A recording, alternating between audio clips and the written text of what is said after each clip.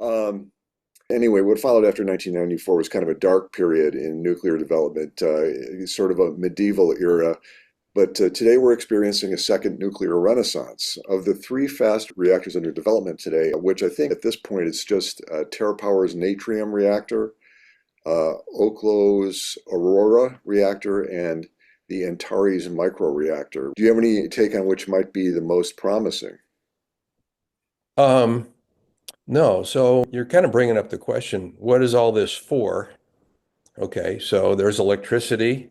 What other missions are there for fast neutron reactors? Well, they change the nuclear reactions that occur.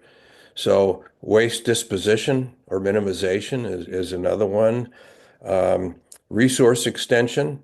If we have a massive deployment of nuclear energy in the world, then we're going to need to use our uranium much more efficiently. Our current water-cooled reactors use about 0.6% of the fission energy available of the uranium we dig out of the ground. The rest we call waste and make it a problem. So fast reactors can recycle that. Um, and so one of these, the Antares reactor is a very small reactor, a microreactor. So that has a potential market. I don't know how big it is in remote areas or places that want to be able to go off grid if there's some sort of emergency. I'm thinking military bases and so forth. Um, there are indigenous communities way up north near the Arctic Circle that import huge volumes of fuel for their diesel generator. They're only 2 weeks a year when they can actually get it in, and then it's got to last for the whole year. They pay in power probably 3 times the average US price or more. Hmm. So a microreactor is likely not to be economically competitive on a large grid, but where power is expensive, then it's going to be very useful. And there are other places the U.S. has and other countries. I'm thinking Puerto Rico and the Virgin Islands, American Samoa, Guam, where they have to import all their energy and they pay multiples of what we pay for electricity, and that's hampering their own economic growth. So those kinds of places are fertile grounds, and there's probably a decent sized market for these reactors if we can get them going. And by get them going, I mean in a business sense. Yeah, Obviously, right, sure. obviously they're going to work. So the Oklo reactor is sort of in the middle of the scale. The TerraPower reactor in Wyoming is a smallish, large reactor, so it's not a small modular reactor. And then the Oklo one's in the middle. And Oklo's taken a mission to be ultimately disposing of our current stockpile of used nuclear fuel from our water-cooled reactors. So a lot of this depends on mission. I don't think it's a race between these technologies. I think they're each going to end up satisfying different objectives. So I think there's a market for all of them. Um, in the United States, for our grids, we need lots of big reactors right now. Mhm. Most So efficient, right? Most efficient way yeah, yeah, yeah. and I include big water-cooled reactors in that too. So Okay. When you brought up Oklo, it reminded me of in a recent interview, Carolyn DeWitt, who is one of the founders, claimed there was enough waste stored at U.S. nuclear power plants now to provide all electricity in the country for 150 years. Does that sound like it's in the ballpark? yes, it does. I got a query from a doctor in Minneapolis one time. He said, if I took all the spent fuel in, I think it's Prairie Island Nuclear Power Station, and I put it in a fast neutron reactor with re fuel recycling at the, let's say, rated at the same power as the current power plant, how many years would that stuff last? And my answer was 750 years. Oh, okay. Yeah, it's mind-boggling how much fuel we have in storage already. Yes.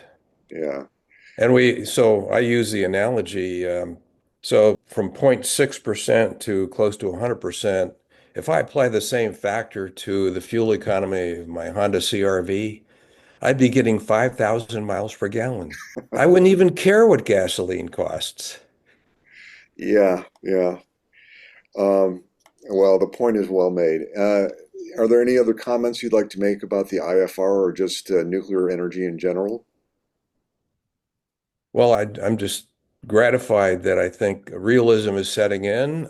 We've had a long period of low electricity demand growth, so we're not used to building power plants anymore. We used to be electricity growth back in the 50s and 60s was like 7% a year, something like that.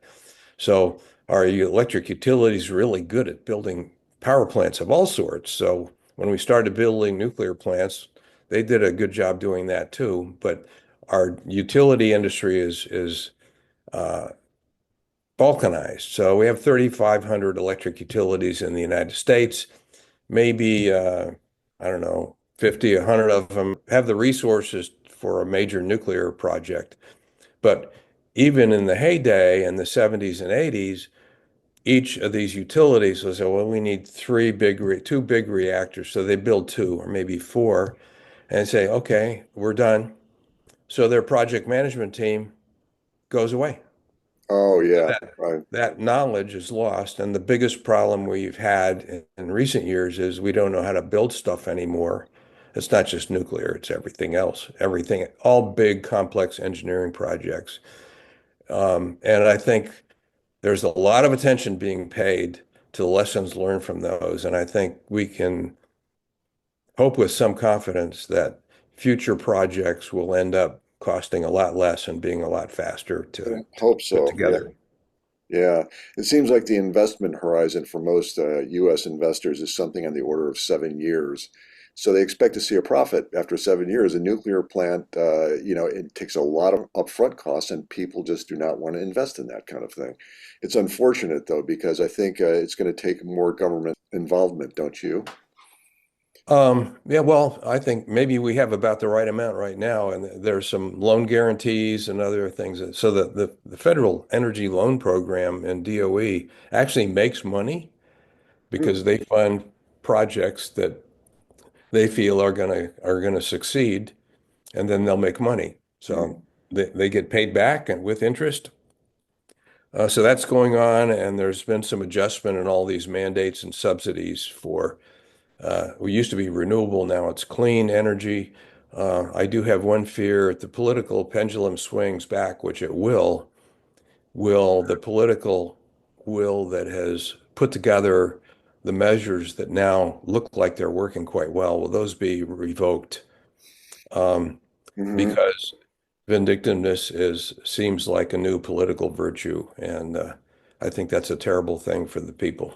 I agree. What worries me is this whole shift towards distributed energy resources.